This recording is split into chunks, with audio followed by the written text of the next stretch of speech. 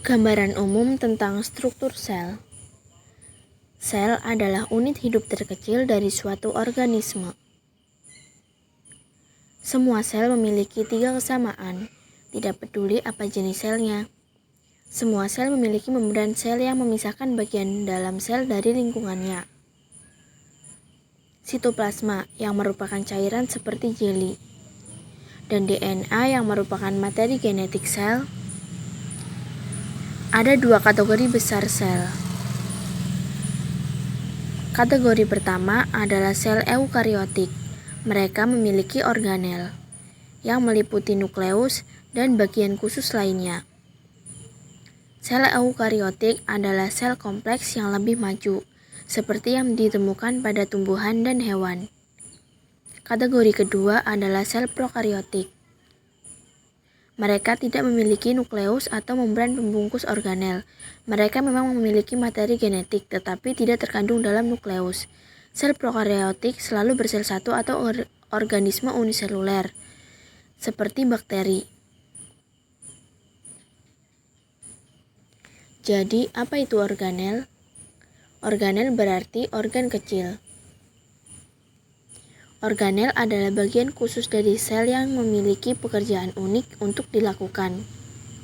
Mari kita mulai dengan nukleus, pusat kendali sel.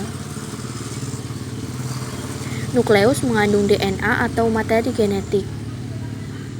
DNA menentukan apa yang akan dilakukan sel dan bagaimana melakukannya. Kromatin merupakan bentuk DNA kusut yang tersebar dan ditemukan di dalam membran nuklear. Ketika sel siap untuk membelah, DNA mengembun menjadi struktur yang dikenal sebagai kromosom. Nukleus juga mengandung nukleolus, yang merupakan struktur tempat ribosom dibuat. Setelah ribosom meninggalkan nukleus, mereka akan memiliki tugas penting untuk mensintesis atau membuat protein. Di luar nukleus terdapat ribosom dan organel lainnya, mengapung di sitoplasma yang merupakan zat seperti jeli.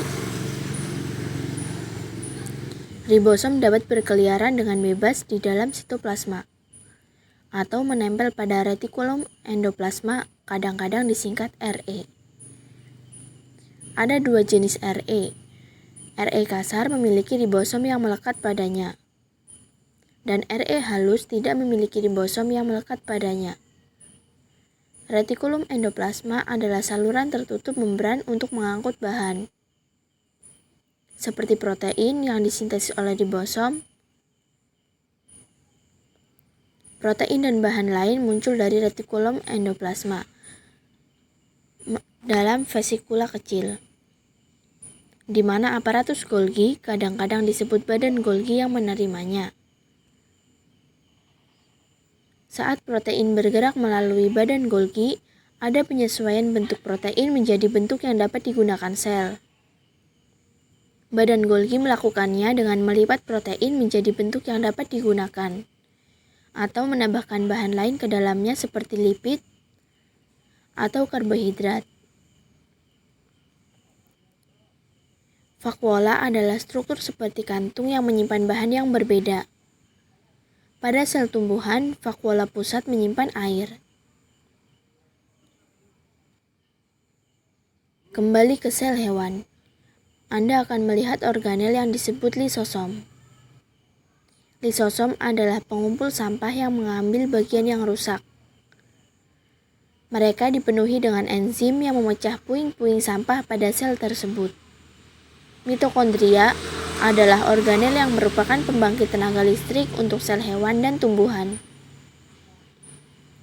Selama proses yang disebut respirasi seluler, mitokondria membuat molekul ATP yang menyediakan energi untuk semua aktivitas sel. Sel yang membutuhkan lebih banyak energi memiliki lebih banyak mitokondria. Sementara sel mempertahankan bentuknya melalui sitoskeleton. Sitoskeleton termasuk mikrofilamen seperti benang yang terbuat dari protein,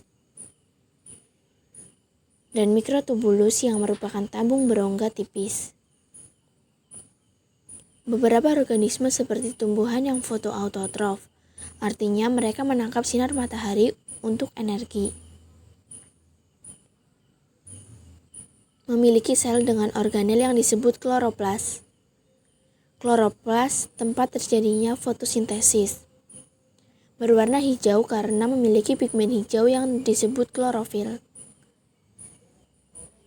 Sel tumbuhan juga memiliki dinding sel di luar membran selnya yang membentuk, menopang, dan melindungi sel tumbuhan. Sel hewan tidak pernah memiliki dinding sel. Ada banyak struktur unik lainnya yang hanya dimiliki beberapa sel, di antaranya sebagai berikut. Misalnya pada manusia, saluran pernafasan dilapisi dengan sel-sel yang memiliki silia. Ini adalah rambut mikroskopis seperti proyeksi yang dapat bergerak seperti gelombang. Fitur ini membantu menjebak partikel yang terhirup di udara dan mengeluarkannya saat Anda batuk. Fitur unik lainnya di beberapa sel adalah flagela. Beberapa bakteri memiliki flagela. Flagela itu seperti ekor kecil yang bisa membuat sel bergerak atau mendorong dirinya sendiri.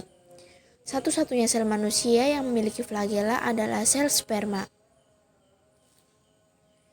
Rangkuman singkatnya yaitu, sel eukariotik adalah sel tumbuhan dan hewan dengan nukleus dan organel yang tertutup membran. Sedangkan sel prokariotik adalah organisme uniseluler tanpa nukleus. Semua sel memiliki membran sel, sitoplasma, dan materi genetik. Dan meskipun hanya sel tumbuhan yang memiliki kloroplas, sel tumbuhan dan hewan memiliki mitokondria.